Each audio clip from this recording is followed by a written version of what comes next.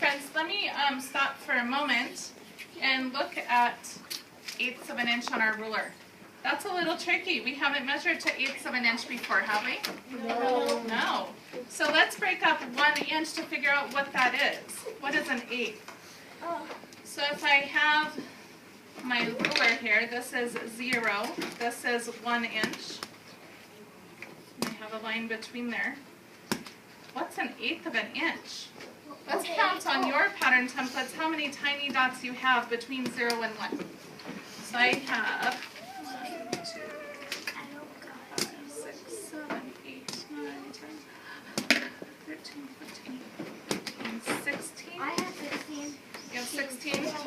I'm 16. So how can we figure how much of that distance is 1/8? Horacio? Every 2. Every 2 marks. Okay. How did you know it was every 2 marks? Because 16, if 1 inch is 16 lines, lines are supposed to be half, so you have to count by 2. So 1 inch equals 16 little marks. And we need those broken into 1/8. So we need just half that. Okay, so each 2 marks. So 2 marks equals 1/8. Good, okay. There's a half. So 1, 2, 1, 2, 1, 2, 2, 2, 2. Oh my goodness, it's a lot of marks. I heard Sophie say that there's the half. Where did you find the half on that? I found it when there is 8 marks and then the longer mark. Okay, so 8 of the tiny marks? Uh-huh. Alright, so since I counted every 2, I would say 4 marks. 1, 2, 3, 4 marks. So this mark is 1/2. And it's longer than the rest of them because it's half. It's just not like 1/8. Good. On my ruler, I do see that that mark's slightly longer. Do we also notice that every second mark is slightly longer? Yeah. Not as long as the half, but just a little bit longer? Yes. Okay. So I can see here that I've got, let's see, 1/8, 2/8, 3/8. It's really tiny. And every half mark, like And then this half, what would that be equivalent to? 8/16. Yeah. 8/16, but we're talking about 8ths. 4/8. Oh, so 4/8. Good. And then we've got 5/8 6/8. and 6/8 9/8. and 7/8. And then 9/8 would be, or sorry, 7/8 and then 8/8 would be equal to 1. So 8/8 is the same as 1 inch.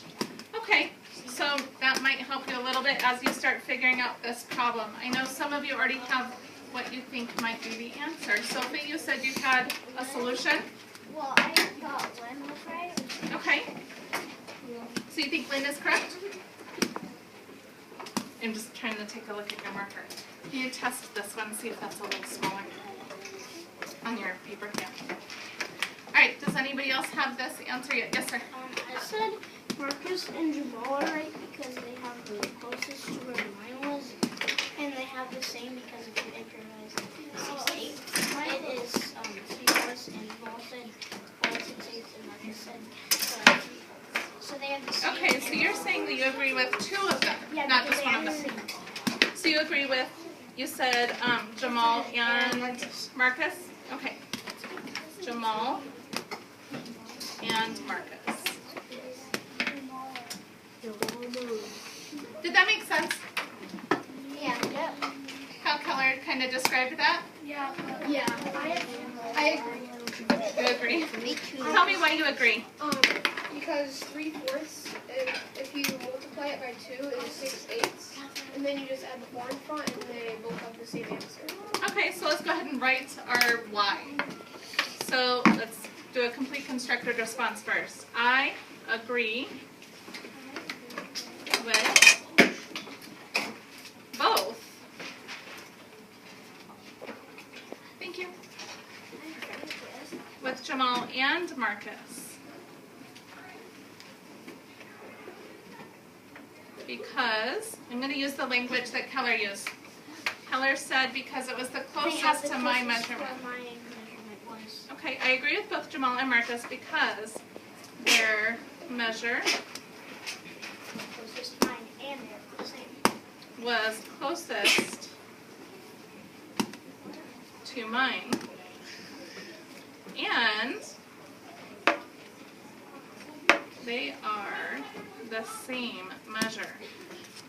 I want to explain that more though, because that's a little confusing to me.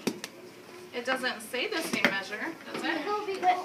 One says 4 and 6/8, and one says 4 3/4. I was going to jump over to Owen. Owen, can you help describe why those are the same? They're the same because 3 plus 3 is 6, and then 4 plus 4 is 8. And that would be 6/8. So when you're doing 4 3/4, what are you doing to that to know that it's the same as 4 6/8? I'm just multiplying the fraction. So for just the 3/4 part? Yeah. So the 3/4, what are you multiplying to get the same as 6/8? Times 2.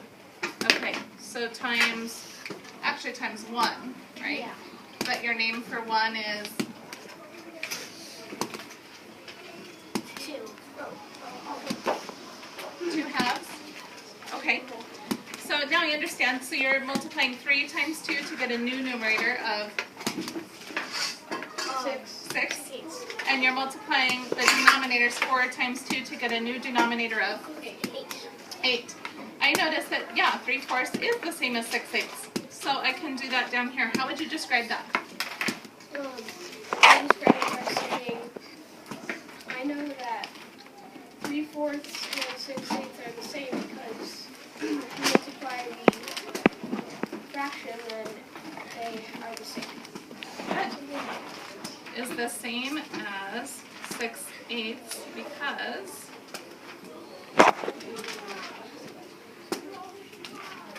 I can multiply by 2 halves. Oh, multiply which one by 2 halves? 3/4. Multiply 3/4 by 2 halves to get the equivalent fraction. 6/8. Yes, good. Equivalent fraction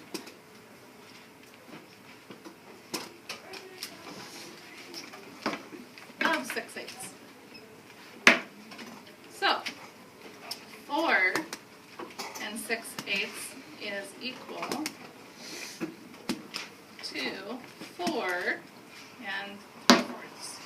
Excellent. That's a little bit too low. There we go. You were going to add something, Kelly? So they both said it was going to be the whole number is 4, and so if you make 2 circles and you make 3/4, Yes, sir. you could split the fourths into halves, like in half. So you make So fourths. this one you make fourths. And then if you just split them in half with 1/4, and half, and both of them, yeah. Like this. Yeah, and you shade in 3/4, it would also be 6/8. Nice.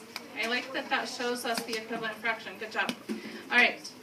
So, yep, it's 1, 2, 3/4, but it's also 2, 4, 6/8. Yeah, that's what I Excellent. Okay, wonderful. All right. Go ahead and turn the page if you need more room. We're going to do a line plot. Sorry, let me zoom this out again. In just a moment. We'll take a break. All right, we are going to be designing a line plot together, and then you'll be doing one on bugs alone. So this one is paper airplanes. I know you guys love building paper airplanes. You did it once last week, and some of the after-school clubs were doing it, I think. yeah. GT? Yeah, we did.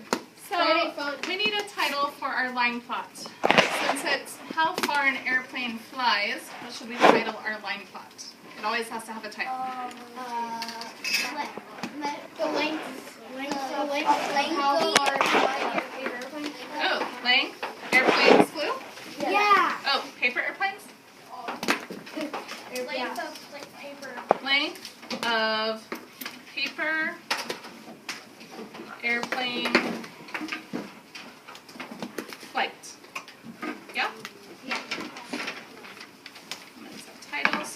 keep that capitalized. Length of paper airplane flights in Mrs. Colling's class. Except we already have the measures here. I'm going to go ahead and list them on the left-hand side here. One of them flew, 31 inches. Then one flew 31 and a half inches. Then 32 inches. And 32 and a half inches. And another one flew 32 and a half inches. One flew 33 inches. One flew 33 and a half inches. One through 33 and a half inches. Oof, one through 33 and a half inches. I think I haven't said that one before. One flew 33 inches. One flew 31 inches. One flew 33 and a half inches. And one flew 32 and a half inches. So you should have 1, 2, 3, 4, 5, 6, 7, 8, 9, 10, 11, 12, 13 points of data. Okay, so we need a title, or I should say kind of a subtitle at the bottom to show what they are representing. What would that need to be? Seth, what would we put at the bottom for our subheading? Well, we can start by the What are these? What was I saying? Write down this because this is how far they flew. What did I say? 32 and a half inches. Okay. So down here it's distance in inches. Good job. Distance in inches. Thank you, Horacio. And thank you, Seth. Distance in inches. Oh, wait. It's not just inches, though. And one closest to the half inch. Nearest. Okay, distance in inches to the half inch. To the nearest half inch. Yes. Okay. So that's part of my bottom. All right, I'm going to use a straight edge because I want this nice and straight when I'm doing my line plot. That way we can see our x's and how many are in each. So the first thing and most important, I think, on a line plot is dividing it up equally, right? If we measure by 1 whole inch, every single time we put another plot, it needs to be 1 inch. If we do half an inch, it needs to always be half an inch all the way across. So what are we going to do for this one? Yes, sir? Do the lowest one on the beginning. At the beginning. The lowest measurement there is, so that would be 31. Okay. So at the very beginning, we're going to have 31. Okay. So it's just kind of here. Then how far should we go up? Should we jump to 32? No, 31 and a Half. half. We need to go up to, okay, half. So 31, then 31 and a half. What should come next? 32. Then what? 32 and a half. Then 32 and a half. What's after 32 and a half? 33. 33. And after that? 33 and a half. 33 and a half. What's after that? 34. Do we have to go to 34? No. Why? Because there's no 34. Okay, so there's no data that's at 34. So our line plot can just go from the smallest data to the largest data. All right, so let's go ahead and plot. So once I plot this on my line plot, I'm going to cross it off. So 31, I go ahead and plot it here. I just draw an X. Okay, I'm going to do 32. I find 32, put an X. 31 and a half, go ahead and keep doing that on yours.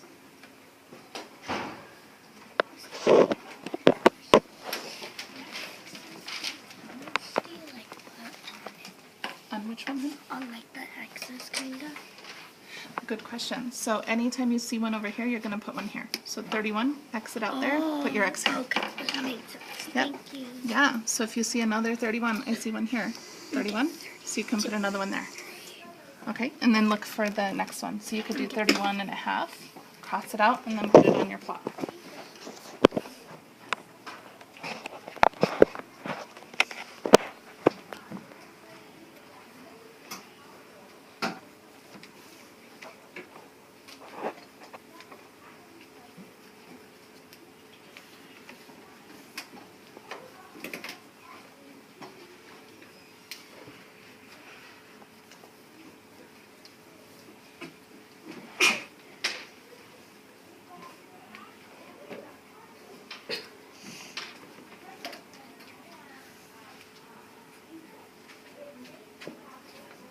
you should be getting close to finishing plotting your data.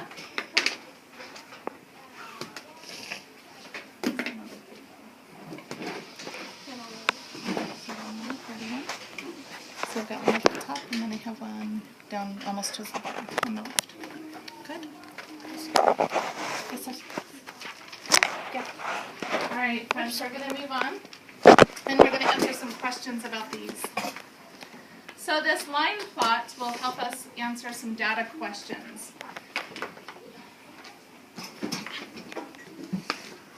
Okay, how many planes flew 31.5 inches? One. Just one? Yeah. Okay. Yeah. So one plane. How do you know that only one plane flew 31.5 inches? Because in the graphic you have 1x. On 31.5, we only have one X. Okay, one plane flew 31.5 inches. Okay. How many planes flew 32 inches or farther? How would we figure that one out? So, blank planes flew 32 inches or farther. Sometimes you might see this as at least 32 inches. How would you do this? So, Christian. what I would do is after, there's a 32 that has one under, and then 32.5 has 3. I would do 1 and plus 3 Oh, good. would equal 4, Okay.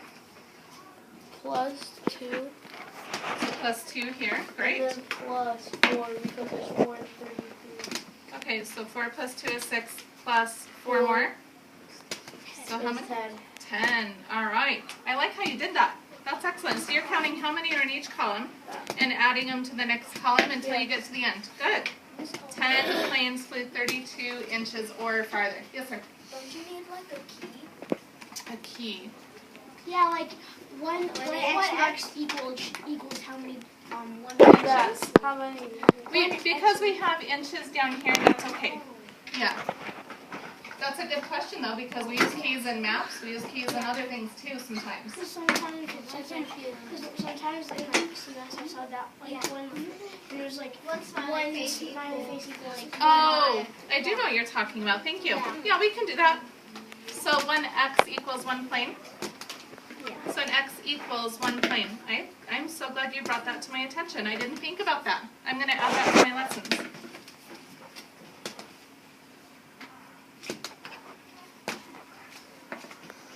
So next year's kids won't have that question because I'm going to teach it. Thank you. All right. You can put those away and we're going to take out our math journals. Yes, you may have your snack as well. Good question.